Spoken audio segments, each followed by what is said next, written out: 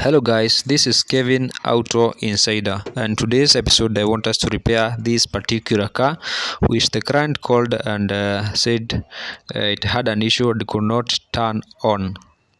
This particular car is a push to start button. This is Prado J150 that uses a 1URFE engine, and these days these cars use the key fob that need to be inside the car so that it can turn on.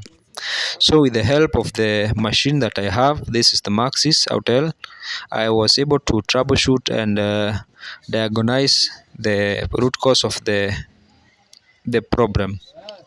I turned on the ignition using the machine, and I came to troubleshoot that it had an issue with the push to start button. I had to wait and order for this spare to arrive. It costed around $70, and yeah, it's come. Let's fix it and see out if it works. Okay. Yeah, so I'll have to put the socket uh, in the socket, that's the push button, and try to see if it works and also if it will start the car. So I'm going to press twice and see if the dashboard or the cluster turns on. That's wonderful, it has turned on. Remember, one of the disadvantages of these keys, it have a key fob dependency and also it's very costly. It also offer issue with the security concern, and in case the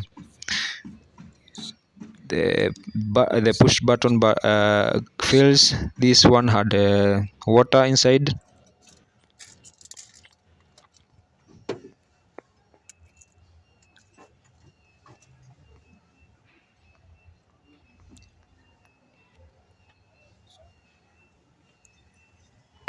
So this particular cars, I have come to notice that it is also compatible with so many other models. For Toyota, you can also put in other models that use the same part number.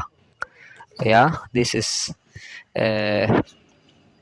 Auto Insider. Remember to subscribe and also share our video. Thank you.